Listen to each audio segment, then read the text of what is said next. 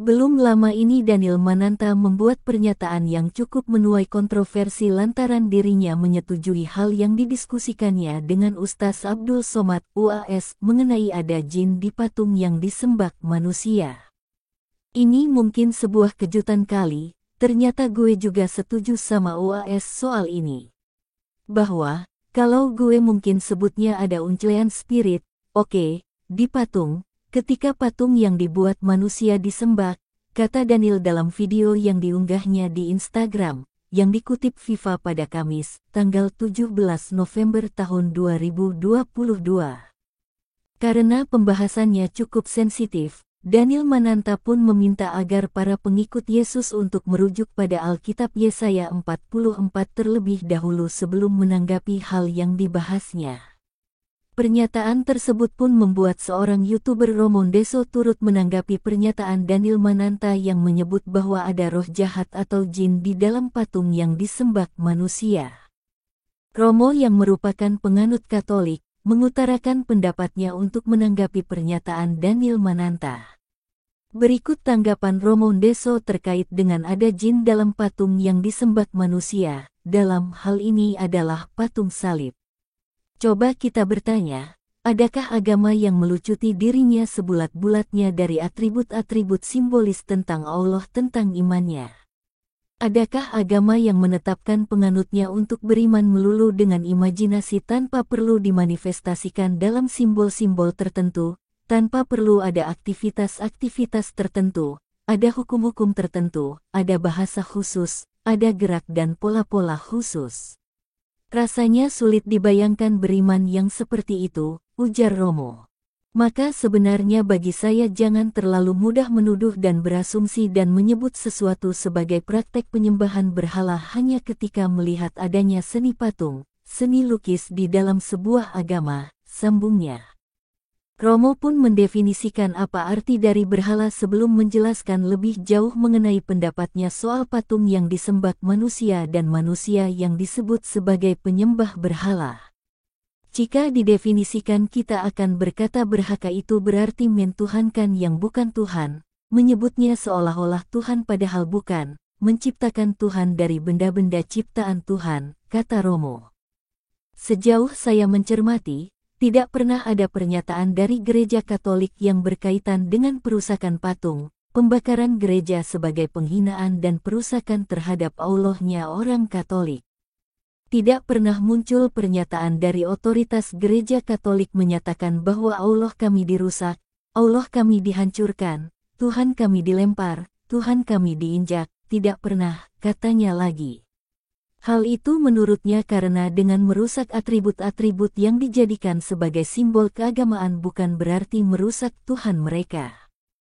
Karena apa? Merusak patung Yesus tidak sama dengan merusak Yesus, merusak gedung gereja tidak sama dengan merusak Allah, lanjutnya. Bahasan tentang kitab. Romo juga menuturkan bahwa kitab Yesaya yang disinggung oleh Daniel adalah kitab yang diimani oleh Gereja Katolik. Sehingga menurutnya aneh kalau Gereja Katolik melawan kitabnya sendiri. Kitab Nabi Yesaya dimasukkan sebagai bagian kanon atau kumpulan kitab-kitab suci yang menjadi pegangan dan sumber iman gereja atas magisterium Gereja Katolik.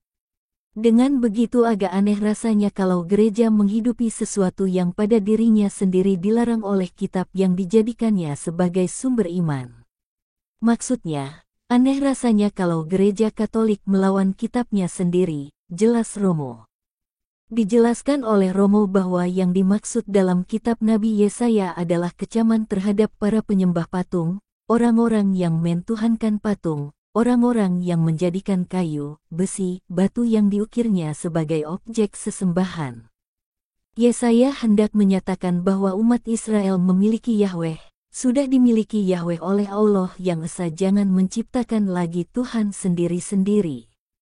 Umat Israel sudah dimiliki oleh Allah yang esa, jadi jangan mundur lagi ke belakang untuk menciptakan lagi Tuhan sendiri-sendiri sesuai selera. Itu maksud dari Nabi Yesaya, jelasnya lagi. Dengan kata lain, Yesaya mau mengatakan, Israel harus menyembah Allah pencipta dan jangan menyembah Allah yang diciptakan, lanjutnya. Mengapa dijadikan patung?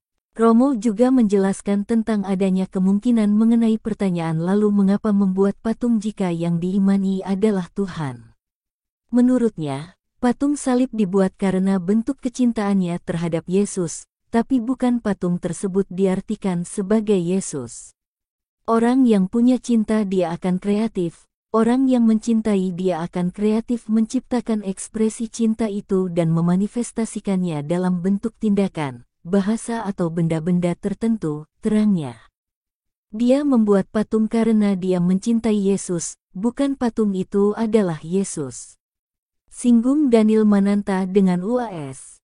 Di penghujung video unggahannya, Romo menyinggung soal mencari tahu sesuatu dengan orang yang tepat dan orang yang mengimaninya agar tidak gegabah membuat suatu pernyataan. Untuk saudara-saudariku semua sesama yang beriman Katolik, tetaplah teguh dalam iman kita, bertanyalah pada orang yang tepat tentang iman kita, jangan gegabah mencari tahu iman kita pada orang yang tidak mengimaninya. Ujarnya. Hal itu seakan menyinggung Daniel Mananta yang seharusnya tidak mendiskusikannya bersama UAS karena keduanya memiliki latar keyakinan yang berbeda. Silakan berteman, tapi jangan sampai pertemanan itu mengendalikanmu, pungasnya. Jadi bagaimana menurut Anda? FIFA.co.id